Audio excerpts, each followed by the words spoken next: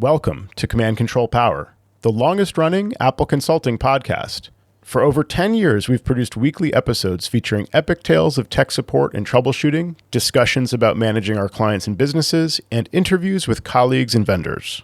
For our pro listeners, we offer Patreon-exclusive shows. This private podcast feed is tailor-made for IT professionals looking for advice and guidance on the more challenging aspects of running your practice, working with your clients and employees, and managing your fleets of devices. For a modest monthly contribution, you'll unlock a world of deeper Apple expertise, meaningful connections, and a shared passion for Apple technology.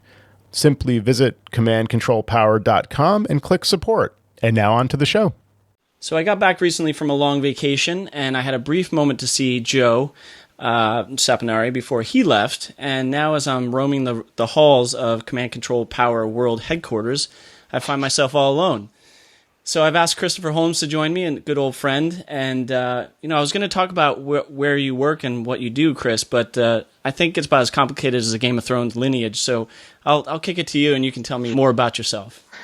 Yeah, my name is, I'm not going to spoil what my name is because that's in the season finale. Just joking. So my name is Christopher Holmes. I work with the good people at HCS Technology Group. So I do professional services and training. But I'm also the founder and the CTO for a small little company in Louisiana called Rooted Consulting. And so we're a merry bunch that has been working together probably for the last 8 years or so. But in the last, I think, 2 or 3 years, we were able to form our own company and mostly focused on small business and some education customers. But we're a little different in that we are cross-platform support. So we do both Mac and PC. And every now and then on my Instagram account, you will see a Dell computer. Please don't throw stones at me. It's just what I do for money. I may have noticed that recently. Yeah, I like it. I actually taught Dell staff a couple weeks ago, so I was very proud to have my Dell laptop with them. In reality, I work in both operating systems, so I always tell people in my classes, too, I'm not a Windows hater. It's not what I'm about. It's an easy target at times, so why not? Well, yeah, so I like playing games on my computer. I would love to say it's because it's all for productivity, but I play things like Age of Empires. I like to play Xbox games, and I can stream them. Mostly Mac stuff, and even when I use my PC, I definitely know it's not a Mac. It's just not a Mac. Speaking of Xbox, actually, I think we friended each other on Xbox, and it goes to show you how much I play, because I think soon after I just stopped. I put down my Xbox remote and never touched it again. And so now it's my kids, they use it for stuff. But I had all these great intentions. I bought it for my birthday. I thought, all right, I'm going to get back into games and do some cool stuff. And I guess, I don't know, maybe it's not for me as much as I thought it was, because I sat down for a couple weeks. I played Assassin's Creed, which was a cool game. Awesome game. I love it. Yeah, and I got really into it, and then, I don't know, I just fell off, and that was that. So, well, it's probably because, we're grown adults, and we have full-time jobs and things like that. For me, gaming usually went on between about 10 p.m. and midnight, but I've started getting up a lot earlier, so I've been playing this week in the middle of Hurricane Harvey, so I did do my volunteering work and help people get sandbags, so I wasn't a total bum. But some of my downtime between calls, I've been playing Destiny because I'm getting ready for Destiny 2. Really excited about that. Nice. And we're actually having a Destiny 2 launch party because that's how my staff roll. That's what we do at Rooted Consulting. We do consulting and we play video games. That's pretty much our life. Nice. I mean, that's a big part of it, is just keeping together besides work, Yeah. I mean, we get to see each other at conferences here and there and stuff, but otherwise it's just Slack and messages, which I'm happy that we're using more Slack than anything these days, to be honest with you. Can I get a +1? Yeah. I mean, because Slack is for work, and I can shut down Slack. Messages is so it's great, right? It's great. It's wonderful. I love it. But it's just so pervasive. Like, you can't really stop the madness, especially if you get like a group text. Whereas Slack, and for all those listening, of course, there's Do Not Disturb, but it is not as silent as I would like it to be. I believe you compared it to having a screen door on a submarine. Yes, it's about as useful as a screen door on a submarine. Hopefully it'll get improved in macOS 10. Whatever. That comes out with Snow Lion or something. So, yeah, I love Slack because I'm in multiple Slacks. with multiple teams, and it's really nice. I think. But yeah, I mean, I'm pretty poor about communication in general, but I've been trying to get better at using Slack, because every once in a while there'll be a barrage of messages that come in on a particular topic that I'm like, all right, I haven't worked with that, so I'm just going to ignore it for a while. And next time I look, it's about 68 missed messages, and then I catch up and I'm like, oh, I can talk about this. So I jump in periodically, but I definitely keep it to the side most of the time when I'm doing my general work. And that's the beauty about Slack, is that you can just kind of ignore it for a while, as opposed to, like you said, messages, which is just nonstop on every device, which is the point. I get it. But, sometimes you just don't want to be a part of that group. Yeah, I'm a passive listener most of the time for a lot of reasons. One, because my jokes no one ever gets, and two, because I don't have really enough to contribute. So the one thing I like about Slack, Craig has a practice, and I've noticed this, and I think I've talked to Craig and Adam, maybe even you, about this.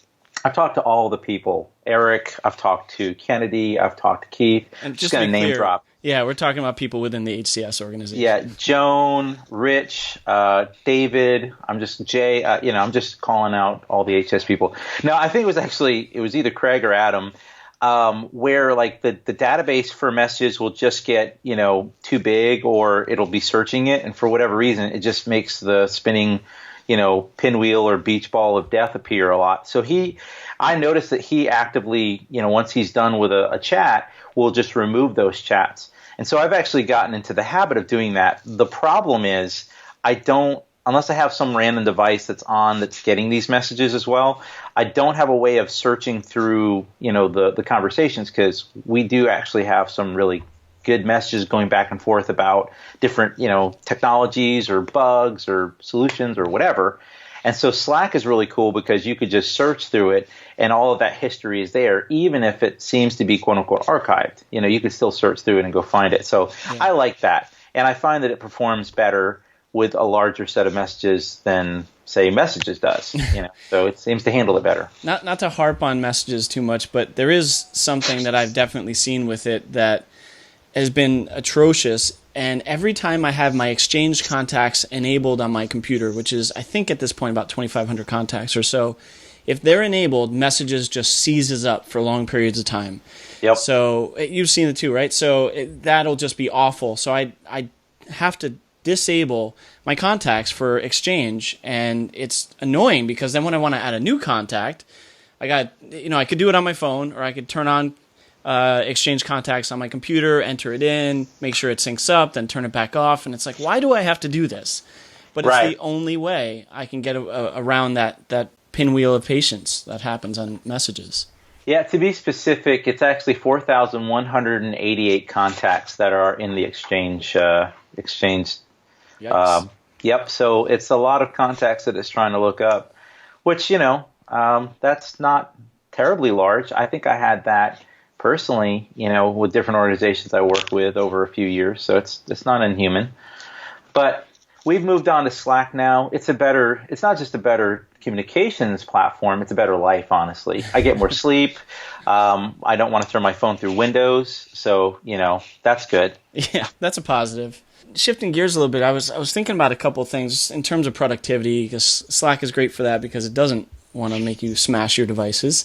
Recently, I've also been looking at ways to gain more local business too. So I wanted to throw this by you and see what you thought about it, because I'd never done this before. But so we have this thing in my town called the Oyster Festival, which is like a 3-day event by the water, and you have different tents and vendors and all this stuff. And it's a pretty fun event. You can go there with the family, and they have bands in the evening. So I decided, actually, it was an idea kicked around here that we might want to offer our services. So we signed up for it, and it's a first for us to do something like this. I remembered that years ago when I first moved into this town, I went to that Oyster Festival, and that's how I found my chiropractor. Wow. He was doing adjustments at the festival, and he ended up being really good. Long story short, that's how that happened. So I figured the cost to entry wasn't that bad, and we could have some signage, some giveaways, and a way to meet people. And then Matt, who works with us here, also had the idea of having a charging station so that people would come by and be like, oh, I need to plug in my phone for power, and kind of while they're hanging out, you can have discussions with them and talk with them. And I thought that was a great idea to kind of get people to gather near if they want to charge their devices. That's cool. Yeah. So anyway, what I'm getting at is I've been trying to expand different ideas into what we can do to bring in more business, because we've never really advertised or done anything like that. It's all about word of mouth, at least where I am. It's funny too, because besides the Oyster Fest, there was one we were looking at that didn't quite work out in dates, and it was an apple festival, apple picking, and I was like, that'd be perfect for us to just show up there, plop a tent.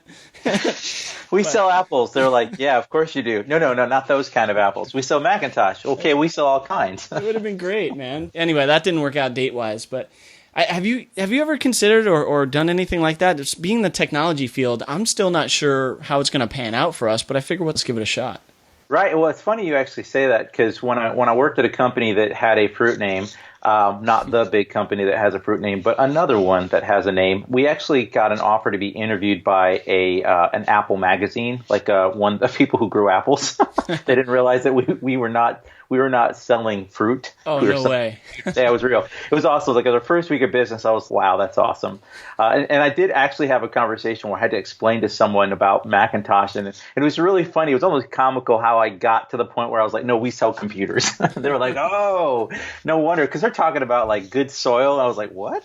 You don't put Macintosh computers there. No, that's a beautiful idea. So where we're at, we're big on local. Lafayette is a really neat city, and we kind of have the same model. We don't do a lot of sort of shotgun marketing per se. We try to target events where we can establish relationships. So over the last decade now of just working with small businesses, we've done several events. There's one called Shop Local, which is not so much an event, but it's a group that kind of like a Better Business Bureau, but more centered about cross collaboration with different businesses. Mm-hmm. There's a lot of those kind of groups around, but there's a lot of technology events or just general community events. We have Festival International, which is a thing in downtown Lafayette. And it's great. Sounds kind of like what you're talking about, except our water isn't as pretty. It's usually brown. But hey, whatever. We're Cajuns. We deal with that. And so there are these events where we will go and do tents and do booths. I think the idea for having folks be able to charge is huge, because in the digital lives that we all now live, that is probably a very valuable, if not just sort of add-on to your booth. It'll probably get people to go to your booth. I think would drive them even more is maybe for Wi-Fi. That's the kind of stuff where you can actually have one-on-one conversations, really be a part of the community. And I find that people like to do business with people in the community who are for the community. And so we look for opportunities as Rooted to do that whenever an event kind of strikes our interest that we feel like we need to be a part of. So I think that's beautiful. Who knows where it would go for us? I mean, I don't even know if we'd get one client or one possibility out of this, but I thought it'd be a really great way to just meet a ton of people in the area. Yeah, for sure. And you never know how things like that can go down. You could have a local business owner there with his family, and then he's like, oh, we got some Apple devices. Or a couple ways that we've made inroads into businesses is when we start with someone at their home, and then they're like, oh, I got a company with 5 Macs, and it's relatively small, but great. I mean, I love those small little organizations that are relatively easy to serve. They may not be a huge money maker often. The life of supporting them is so much easier than dealing with some of the larger ones that are the big money makers. Yeah, because the scale isn't as high, and not to say that the stakes aren't there, because small business customers, their business is just as serious as anyone else, but they're sometimes a little more relaxed in the way that they approach things, and they're a little more casual, which is good and bad. Sometimes the formal process that we try to get people in to support them is beneficial, but in other times they're more understanding, because it's really, they feel like they're one business owner talking to another, and it's a more intimate relationship. Some of my best clients are the ones that we let our hair down and we can really actually talk about family, talk about life.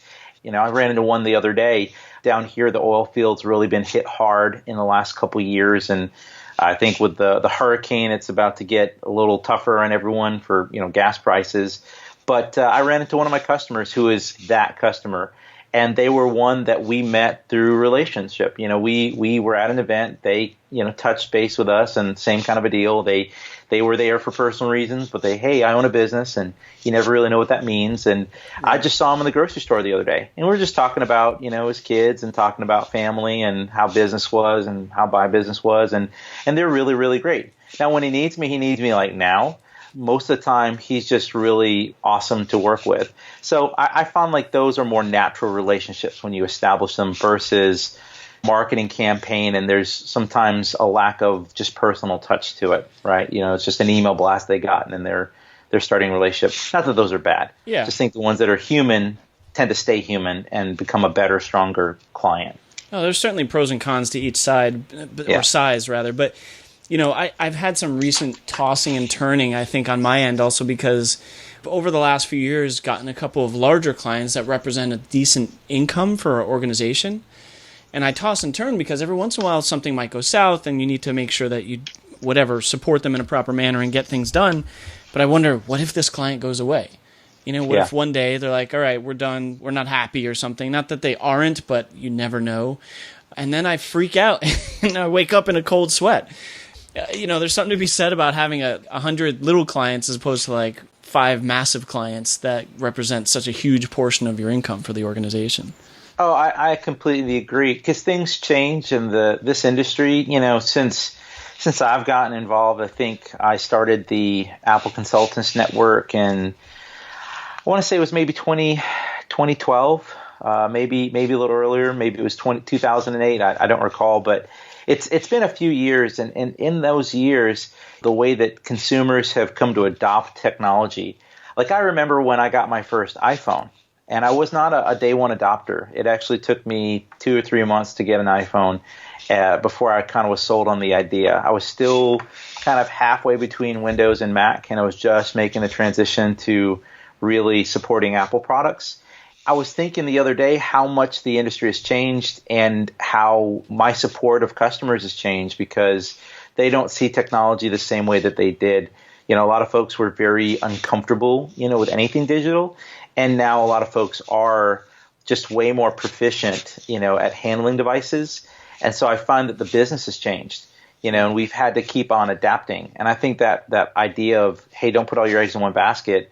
Don't even put it in one vertical market. Keep yourself to some degree kind of broad and spread out. That way you'll weather those changes as they come up a little bit better than other folks. I laugh a little bit just because of customers becoming more proficient at using their devices because there have been times when I get a random question from somebody about a particular thing on their iPhone, and they go, and I already tried this, and I'm like, I didn't think about that.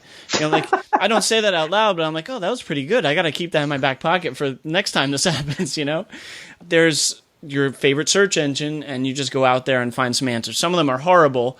You might find yourself going down the wrong direction, but at the same time, there are plenty of situations where I found myself, I'm like, oh, okay, because maybe I don't support some of the smaller things on your iOS devices as much as I used to. And I was talking with Joe about this the other week and just making sure I'm staying proficient at even the smaller stuff. As I do more project management or teaching and stuff, I got to make sure I still stay in line with all the little things that might be asked of me. Anyway, make a long story short, it's interesting that sometimes that happens when I'm like, oh, I was not aware of that as a possible fix. I don't always let my customers know that I learned something new from them, but sometimes I'll tell them, hey, that's a good one. I'm stealing that. Yeah, it's amazing, just the absolute change. I remember when getting my mom an iPhone and an iPad, and an Apple TV, they were not so much analog. My stepdad, I was watching the movie Hidden Figures, which, by the way, is awesome. I don't want to say I cried, but I was on a plane watching it, and I was just really moved. Did you hug the person next to you? Is that what happened? I did. It was first class. We do that in first class, so it's socially acceptable. If you're in like business class extra, they don't do that. They do high fives. But it was just really, really moving. Partly because my my stepdad was involved in some projects at NASA. His doctorate degree is in mathematics. The only reason I know about him is those punch cards. When he and my mom got married, he had a bunch of those punch cards, and those were what you used to program Fortran. Yeah. And so it's actually mentioned and shown in the movie, and I was like, oh my goodness, my stepdad had tons of these left over, and he would write notes on them. And I remember asking him, like, why are all these little divots in these cards? Did they get chopped up or something? He's like, no, this is what we used to program things with. He's like, we would feed these cards in. And I was like, oh my goodness. So when I watched the movie, I was like, wow. But it's funny, he was there at the birth of Fortran and programming and all this stuff. It wasn't until in the last 4 years that they were really digital in terms of streaming services, Netflix and Hulu and Amazon Video and stuff. So I kind of helped them on their journey along the way, and now they've really embraced it to the point where they probably use digital devices on a personal level a lot more than even I do. It's just really crazy how culture's embraced it, wholeheartedly.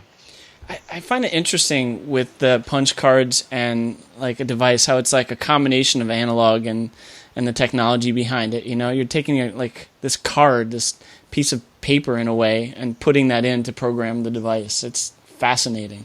Well, yeah, I mean, we're like, hey, reset your PRAM, and they're like, hey, change the light bulb. Yeah, it's pretty crazy. This Oyster Fest and things that we're thinking of, it's been on my mind a lot lately. Just as much as that is, like, let's say, obtaining new clients and making the current ones happy, are the ones that I feel like sometimes I should be turning away. Recently acquired a client. I'll be honest, I don't think the relationship is going to last long. It's mostly because it's just personalities don't click. I was away when we had signed this client. Jay, my partner, had gone in and signed them, and he said he didn't get the best feeling from meeting with the customer. And I said, okay, do you want to not sign them because I don't want to go down a road if we don't think it's going to be fruitful for both of us, I think it could work out, so we ended up signing them on our monthly agreement, and it's been under a month, and I'm already seeing that this could be a problematic client, only because there are some things that get done that they say they understand, they comprehend, they're looking us in the eye, and when we walk out the door, we get immediate calls or requests and say, why isn't this happening? Without getting into too many specifics. So, and then that makes us look like we've not done our job when in fact we have, and we document everything as we do, and we submit the ticket, and they have copies of all that, but nothing can explain to them if they're not getting it. Reading it or saying it to their face, if they're not getting it, it makes it a very difficult task. So I'm struggling with that right now with a client that just, I don't know that we should have signed in the first place, to be quite honest. Yeah. And now that we are, I'm going to do my best to make it work, and I want to make it work, but I want to be careful about someone like that could in the end turn around and say, these guys were terrible.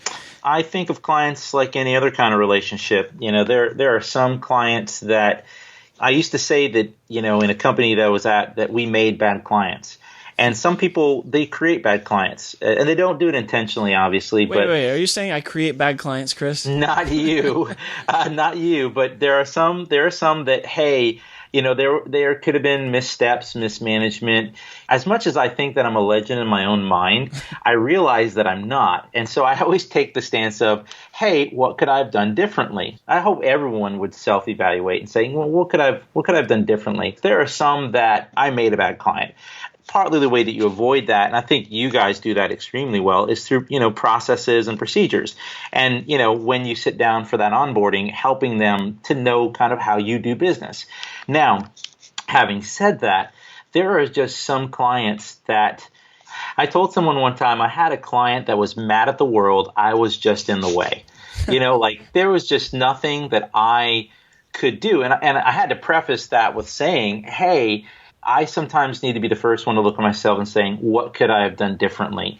And I kind of use three ways of measuring myself with these clients to kind of figure out where I'm at with them. First off is if I were to stand up with an external peer and they were to look at how I'm doing work for this client, the state of the relationship with them or the union, so to speak, with this client, would they have done the same things that I did given the budget, time, and resources? I think of it from that perspective.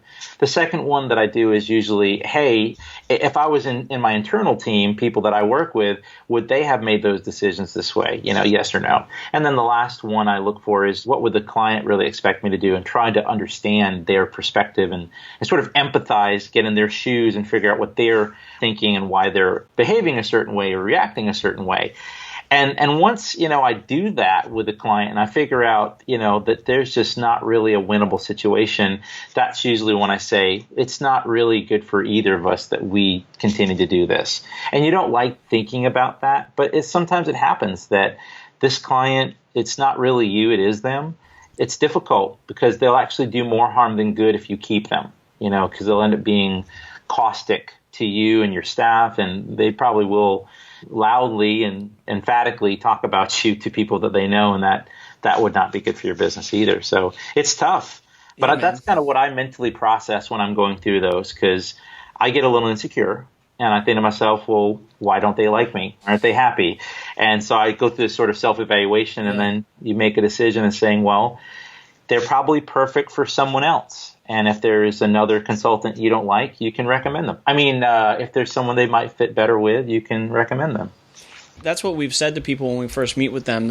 We tell them, if we're not a right fit for you, or you're not a right fit for us, we'll have that conversation first and foremost before doing anything. And that's where I think we could have stopped right there. If I wasn't in that meeting, again, I wasn't participating in all parts of it. So now that I see how this client operates, that's how I'm first getting my eyes on, oh, okay, I'm not so sure here, but I'll keep you guys posted. I mean, I'll do a follow-up because I think this is an interesting scenario where right away it's a difficult situation, and I just don't know which way it's going to go just yet, man. Well, let me ask you this. This is something that we do. Do you guys do like a quarterly review with your customers, or like when you onboard them and then you have a long-term relationship, do you kind of check in with them to see if they're happy, if the hours that you set are sufficient, for what their needs are? Yeah, that's actually in our contract paperwork that we do a quarterly review with the client to make sure that not just for hours, because sometimes you're spending way more time than you need to, or than you thought, I should say, and you need to adjust the hours, but also just making sure, taking the pulse of the people involved and making sure they're happy with everything that's going on. The one thing I'll say, you were talking about why don't they like me kind of thing, and I think about those things too. And one thing I'll say is I think one of the things that I can do with a client is I can read them pretty well. So I can sit down in a meeting and understand either body language or how they're saying things, if they either mean what they say or if they're kind of giving me a hint in some way or another. And that's made for easy relationships just because I can see where they're going with the conversation. But to answer your question quickly, yes, we do quarterly reviews to make sure that things are in check with the key people involved in the organization. Yeah, that's smart. And I'm sure you do too, right? I mean, that's a big part absolutely. of it.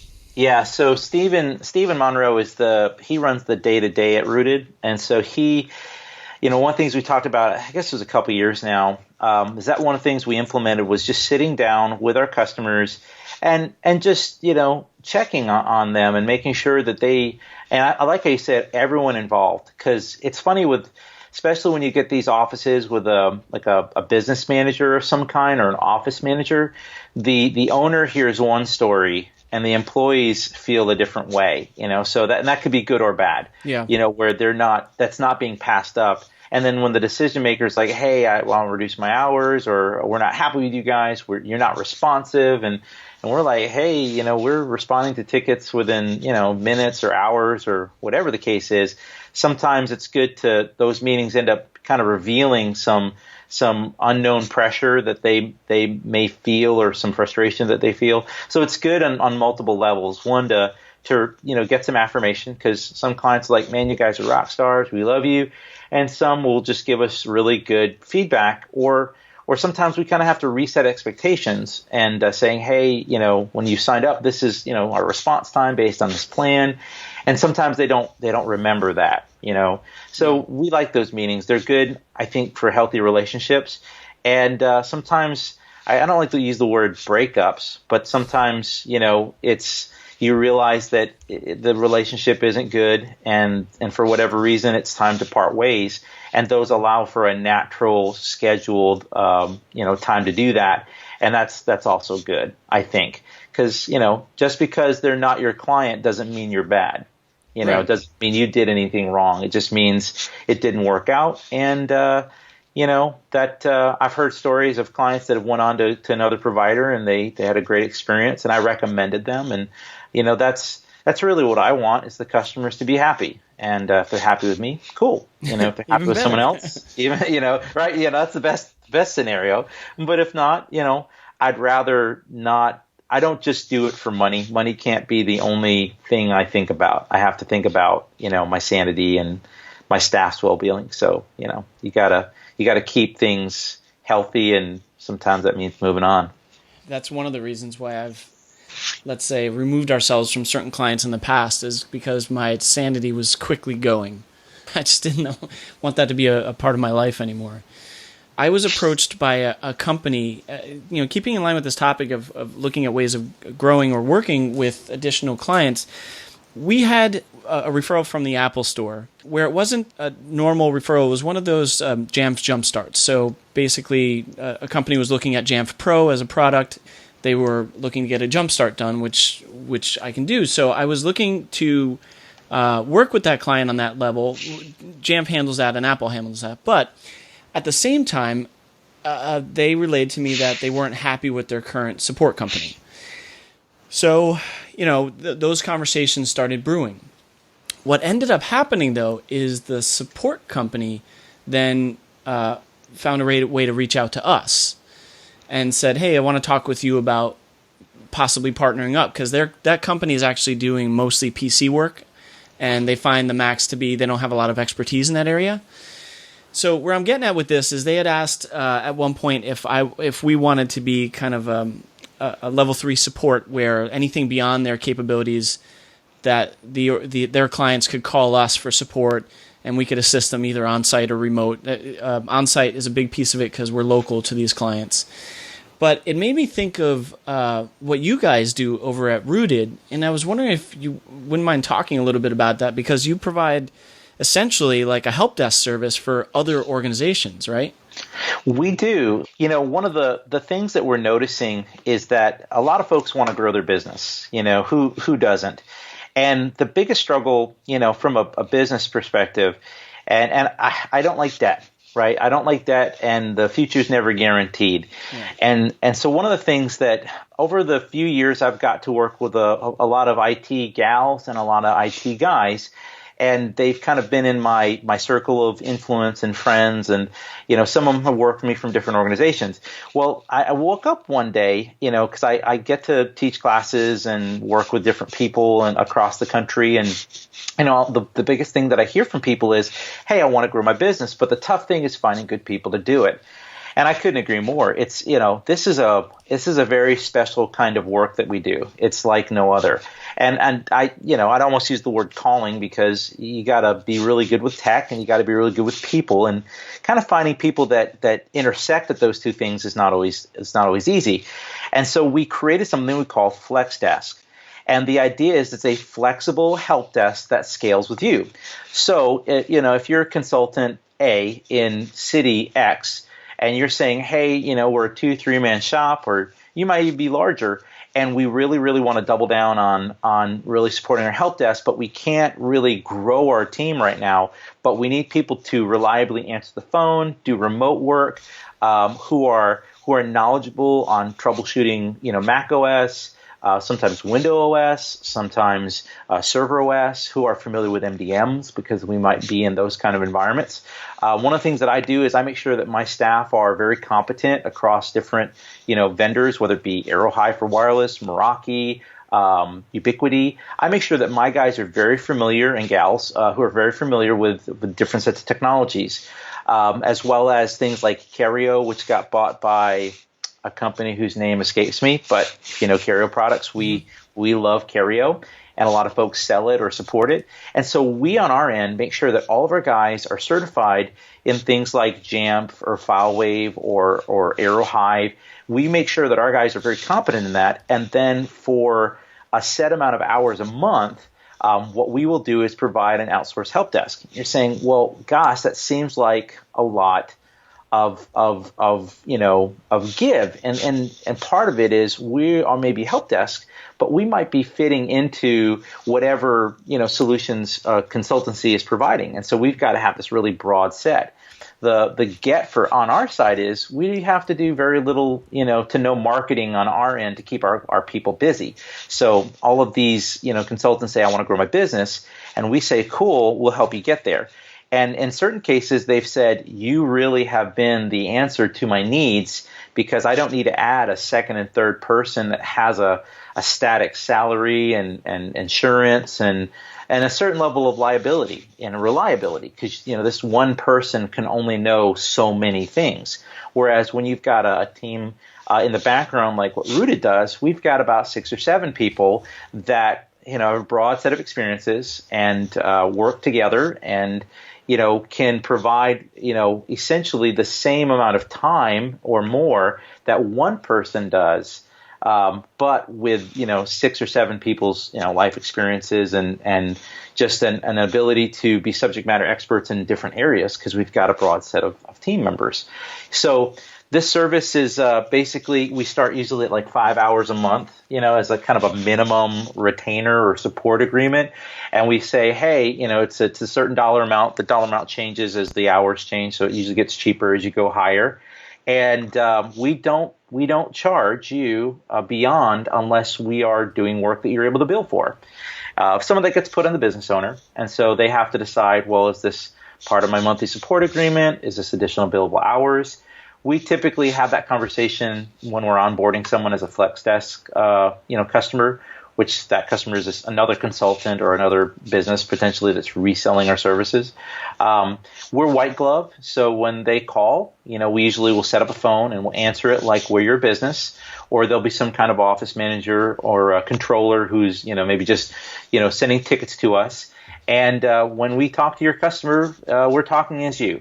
It does several things. One, it takes the load off of people. So, if you want to go to a conference, the help desk is not empty, right? We're still there working in the background, so that way you can be available to go and take off from time to time. It's also great when things get a little busier. So, our staff, we can staff up based off of your needs. And again, we only make money when you're making money. So it's not a cost center for your business. It ends up being a profit center, and you don't have to take on the risk. Now, some people have, during that time, used us as sort of a stepping stone, which we were totally cool with, and they were very open about. Hey, we need you for about 6 months. We're between staff members, and after that 6 months, you're going to be our basically our buffer, and then we're going to hire up a person and give them the time to really step into that role. And then our hours kind of dwindled down, and we, I don't want to say ended the relationship, but we sort of wrapped up what we were doing for that customer. And we've had others that we've had really great long-term relationships, And like anything, there's been, ups and downs, and we have learned a lot, I think, from the people that we work with. They have been very good to help us understand how to do our job better. But it was something that kind of came up. Stephen Monroe, my business partner, is actually the one who came up with it. And it was his brainchild, and he sort of, proposed it to me. And at the time I said, I don't know if there's a need for this. And then we started doing it with people, and we realized very quickly there's a lot of consultants that want to grow their business but need either an intermediary way to get there, or don't necessarily need to hire a person. They just need a support group in the background to act as them and hopefully do as good a job as them. So that's pretty much FlexDesk in a nutshell. Nice, FlexDesk. Who came up with the name? I would be lying if I told you, but it was either, I have several business partners, Josh Carlson or Steven, was either one of them came up with it. I cannot remember, and I will feel bad if it was one or the other, but we'll just say it was a collaborative effort. And and a lot of the guys worked on it to get it right and hammer it out. And so it's pretty cool. It's affordable. We enjoy doing it. And if there's a need, you can email support@rootedconsulting.org, and we would love to talk to you about it. It's fascinating to me that you can have a support personnel outside of your organization and the low cost involved too. So, I think I've been thinking a lot about business and growth, as you can tell just by the first part of this episode. But at the same time, those next steps are bearing down on me too, as to we're going to hit that certain point where I definitely have to have some additional support. And is that going to be in the form of a new hire or just some phone support where we don't need to send someone on site all the time? And that's that stepping stone you were talking about. Yeah, I think hiring is one of the toughest things to do in this business. All of my clients are, I say, very personal. They're important to me, and it's not just a job. And I don't know if you'd agree with me. We're not just IT for these people. I think Richard Wingfield told me one time that in many ways we are trusted advisors, and that's the kind of relationship that I feel like. That is what the Apple Consultants Network, I think, is at the core of its DNA of why that organization exists, and the kind of people sort of, converge on that group or people like that. It's that we are trusted advisors, and to hire someone is so important because you're not just stepping into their business, you're not just stepping into their server room. In many ways, I feel like you're stepping into their life. So every hire that you make, any person you add to your staff, they need to be, really conscious of that. And, so I think it's always, there should be some level of hesitancy to sort of grow your business because you just don't know the financial side of it. But also a wrong hire could definitely impact the relationships with your customers. And I'd be lying to say that's never happened to me. I've made some, missteps and mistakes when I've hired people, but I've learned from that now. And I think that's one of the big things any consultant should be thinking about when they're growing is who am I hiring, and how are they going to relate to my customers? Yeah, I don't envy. Well, I should say, I'm not looking forward to that time coming up because it's a difficult one and I need to make sure I get it right. We got lucky with our last hire. I mean, Matt has been a great addition to our organization, and I couldn't think of anybody else that I'd have with our team, but I don't know. I have to expect lightning to strike twice or just make sure I grab the right person. So it's going to be a difficult one, but we'll see it as it progresses. That's forever on my mind, of course. I would be interested to hear from the community what they use as criteria for their hiring. Like what do they look for when they're looking for that new person? What's the magic in the bottle that they're trying to figure out in that interview, or what are they looking for on that resume? That would be interesting to me to find out what other people are looking for. Well, I've said this before in previous shows, but one of the big things for me is that what we'll call bedside manner is basically making sure that they can communicate with that client well and make them be compassionate about the situation that's occurring. Because you can, as long as a person is relatively smart, you can teach them the tech. Yep. So if the person has a personality that can mesh with the clients and have sympathy when something goes wrong and not just say, well, your hard drive's dead, you're SOL, then that's the type of person I want, but that's the piece. That's what I'm looking for. That's all I'm looking for almost, show me a little bit of tech and show that you can be compassionate and you're in. Things not to say to a customer. Well, it looks like you lost all your data and you don't have a backup. Sucks to be you. Yeah, pretty much. Peace. And I leave out. It's Here's crazy. my invoice. Yeah, exactly. Pay it. Anyway, but yeah, I think that piece is always on the back of my mind. So I talk about it periodically, probably too much, but at the same time, it's a big part of what I think about on a regular basis. Well, I don't think like you're alone. I would say that the majority of people that I encounter, either teaching classes or doing work, they're wanting to grow, and it's figuring out how. And I think that's just it's a great question to ask. How do you grow your business? What are you doing? And it's hard because I really feel like consultants. There are people who have much harder jobs than us, I guess. But I feel like what we have to do our job is sometimes tough. Like any business owner, we have to be the marketing person, right? We have to be the talent, we have to be the personality. And it's really hard to juggle all those and make sure that you're putting your energies in the right place, so that you get a return on your time or energy investment into whatever you're doing. So I think, a lot of people are thinking about it, not just you. Yeah.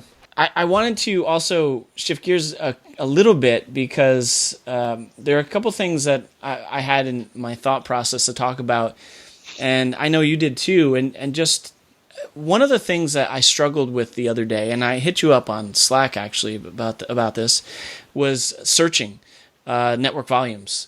So totally shifting, but still at the same time, it was really pissing me off. So I felt like I had to talk about it. Let's talk about it, Sam. Yeah. How does it make you feel? So, I mean, it's gotten awful. Basically, searching within Finder on network volumes, and some clients it doesn't matter. They don't do a lot of searching. They know exactly what they're looking for, and others I'm seeing a bit of a struggle. And I'm not sure how much you've encountered this on your own, but it's been a real pain in the butt. So I was trying all these different tweaks within native applications like the Finder to make search capabilities using Spotlight work on network volumes, and just no iteration of anything that I did would be helpful. So Keith in our group actually recommended a free tool called Easy Find, which is awesome. It's just not Finder. I mean, I guess I'm more of a person that's going to try and use what's native to the OS, Yeah. So I love the fact that Easy Find does exactly what I need it to do for my client, but it is doing a live search, meaning it's not checking a Spotlight index to say, here's your instantaneous result.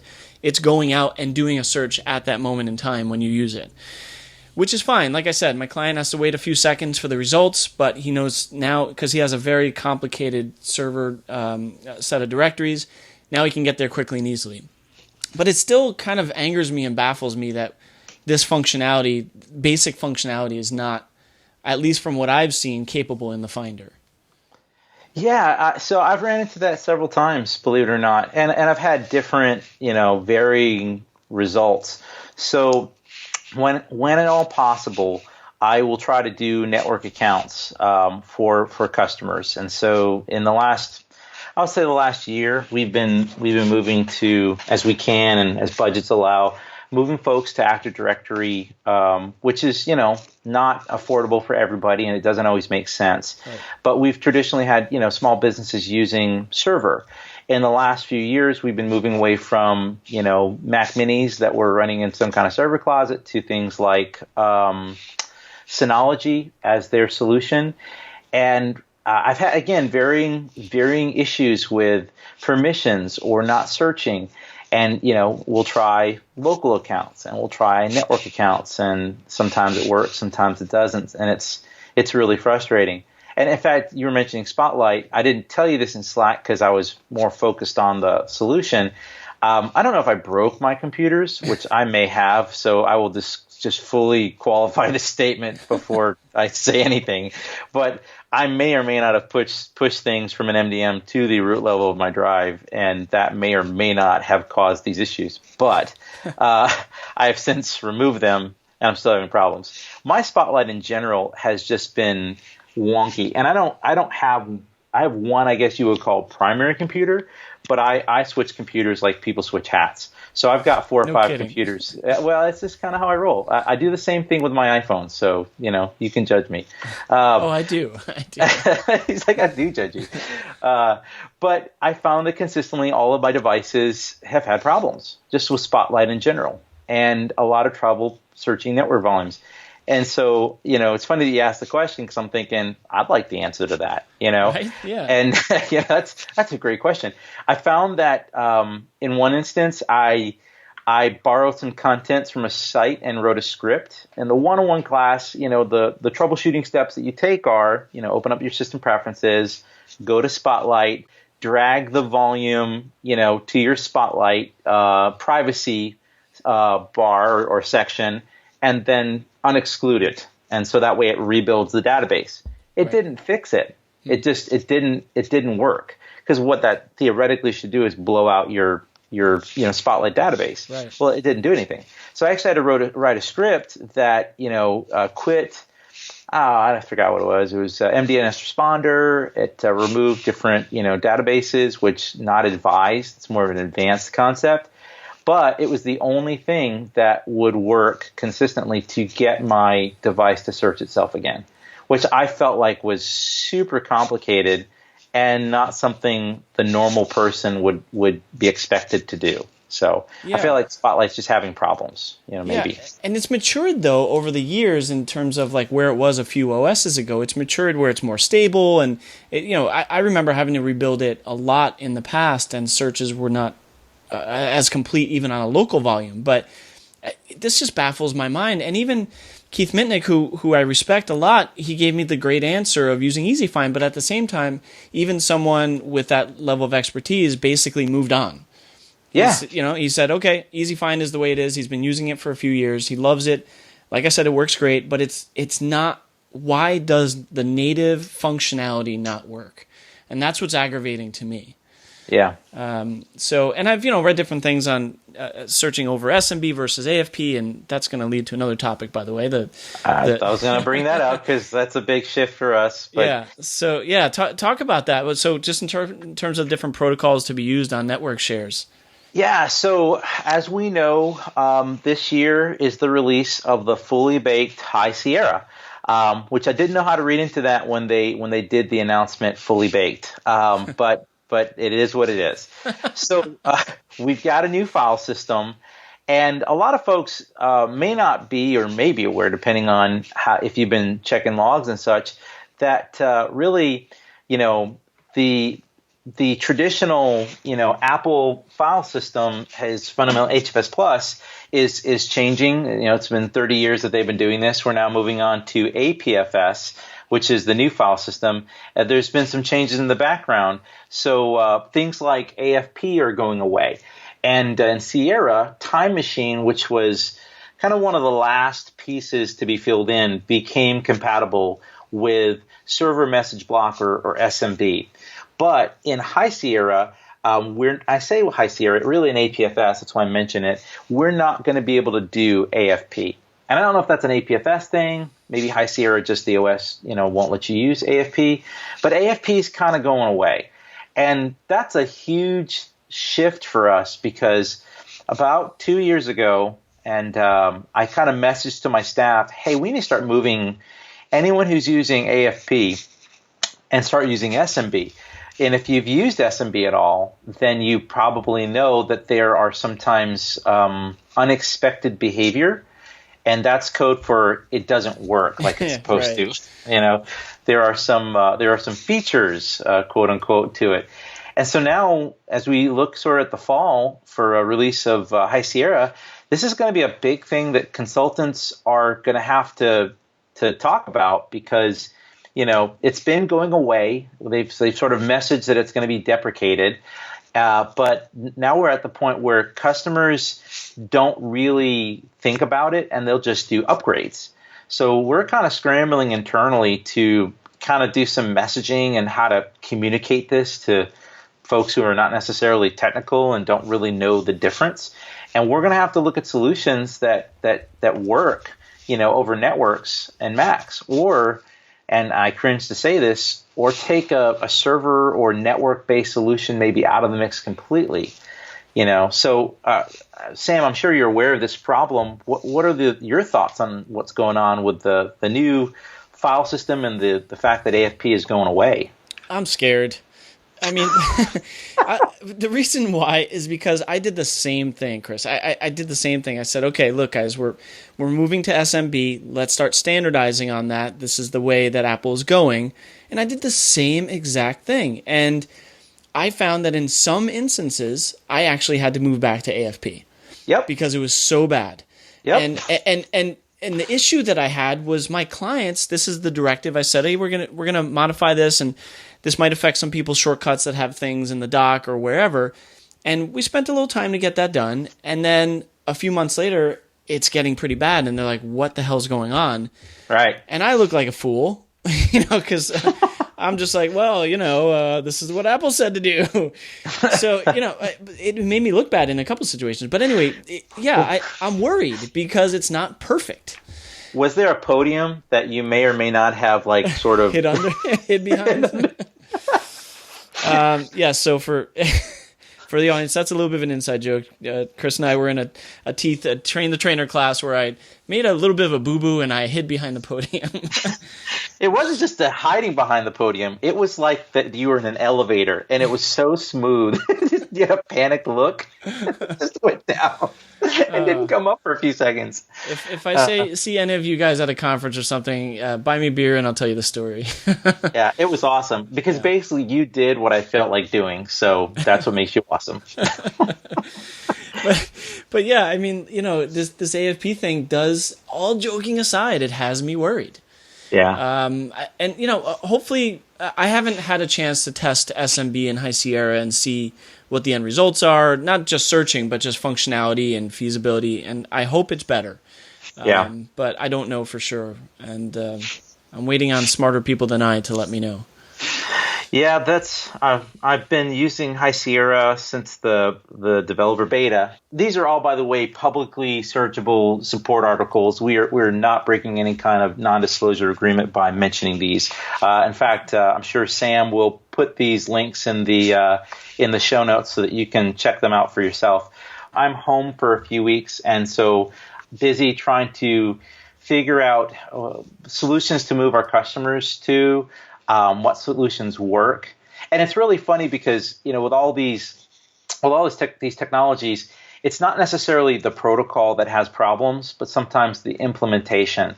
So, Microsoft's kind of like the standard, and Apple sort of said, hey, this is the standard that we're following for SMB services. But I often wonder, is it all things equal? Is every company implementing it the same way? And are they on the latest revision of that implementation? So those are things that I guess we'll have to look at. And smarter. I'm a simple caveman, and smarter people than me are going to have to help me understand what these solutions are. And I'm more scared at the fact that customers like to upgrade day one. I have one customer, I kid you not, and it's so funny. They don't know why they're upgrading. Yeah. They just know that they should. It's like lemmings. That they run for the hill and jump off of it. They don't really know why. It's just instinctual. Well, I had a customer, and sometimes in my rare moments with actual customers, I am somewhat funny and humorous to take the edge off of a really serious conversation. And the customer says, I have to upgrade to whatever the version of the operating system was. I think it had to do with Final Cut. And they were working fine. And it was like one of these things where it was going to upgrade their projects into a new file system for Final Cut. And, I think it was version 10.0 to 10.1 or something. And I said, here's the deal. It's a very large organization. There's like 30 people editing media, and they're going to upgrade all of them in an XAN environment. It's just really, everything about this makes me feel, sad inside because I know bad things are going to happen. Right. Well, I discourage them emphatically. Hey, please don't upgrade. And they come back like, well, our boss says there's bells and whistles. And then I ask point blank, specify what, quote, bells and whistles, end quote, you are needing in this new version. And they're like, well, let me get back to you. So I know that there's nothing. Yeah. Well, they end up having, I kid you not, they end up having a board meeting.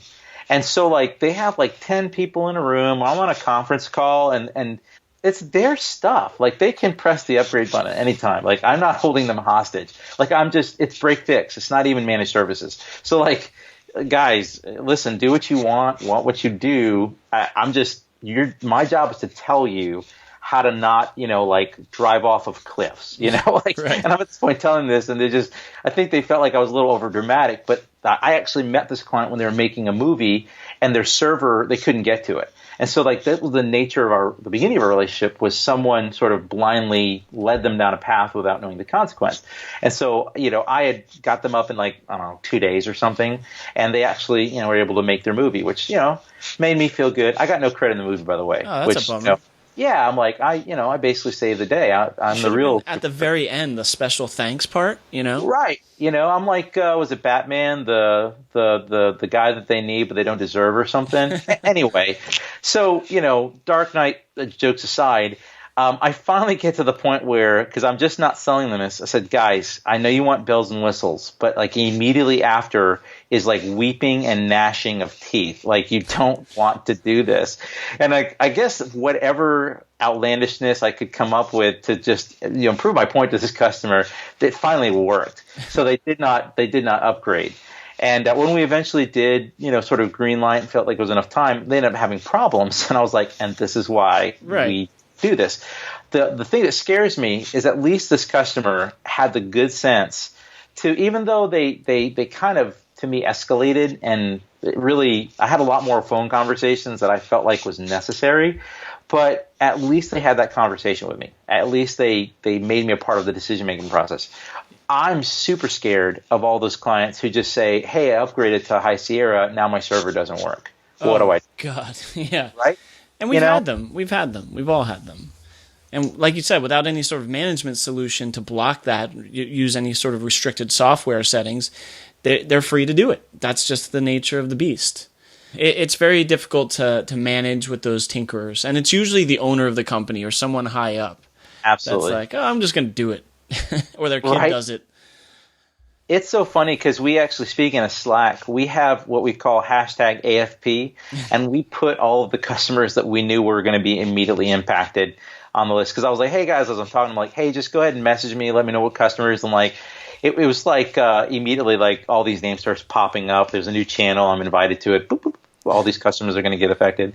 So I'd be interested again what the community thinks. You know, what are the plans? Did you know? Were you aware this is coming down the pipe? What are you thinking about using to help your customers? Because I know I'm going to be sending out an email for sure in the next couple of weeks or so, just to make folks aware and hopefully stop people from crying and any other emotional outbursts. That's what we're there for, man. You know, we got to be a shoulder to cry on sometimes. Yep, lean on me. Hey, as we wrap up here, one quick thing: did you see the marketing email from TeamViewer about iOS screen sharing in iOS 11? Heck yeah! The gates of Cupertino have opened up to screen sharing in iOS, and I'm going to walk through them because with a mobile device management, there's no way to remotely really control or troubleshoot the device. We can manage the device, but now we'll be able to support it. It's awesome. TeamViewer, high fives. You get a hug as well. Yeah, big time, man. That's huge. I don't have to do the QuickTime plug-in sharing through the Mac anymore. That would be big for me. Thanks for joining me, man. I appreciate it. It's really lonely here in world headquarters without anybody around, so I appreciate you taking the time to join me. I hope you'll be back for more. Yeah, this was great, Sam. It was good hanging out, and anytime you want to start that Control-Alt-Delete podcast, I am here for you with my Dell XPS computer. It may exist, but we'll have to check it out. Hey, by the way, Chris, how can people find you on the internets? You can follow me on Twitter at Jose Mocha. I promise you there'll be lots of fun pics as well as support articles galore as I discover things. And you can also find me on Instagram where I put lots of things as I'm walking the U.S. slowly. And at Jose Mocha is basically how to get a hold of me. Or visit www.hcsonline.com and be more happy to check out my blogs there as well as Sam and all the other HCS guys and gals. I think my picture on the HCS website is still Rodney Dangerfield. It really is Rodney Dangerfield. That's why I don't want to move up in the organization because they're going to give me some I'm going to end up, what's the guy who does the diabetes commercial? Wilford Brimley. Wilford Brimley, that's who they need to put as my profile pic because they always make fun of me for my life-altering disease. That's kind, I guess. They do. I lived, so I'm like Harry Potter. I'm the boy who lived. Nice. Thanks again, man. I appreciate you being here. Yep, glad to be here.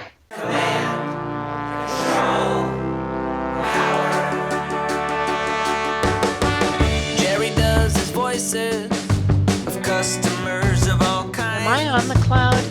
Joe spins his deeply detailed yarns all the time. I have a whole story about this. Sam is on the road again, phoning in from a hotel. At least we know where I am.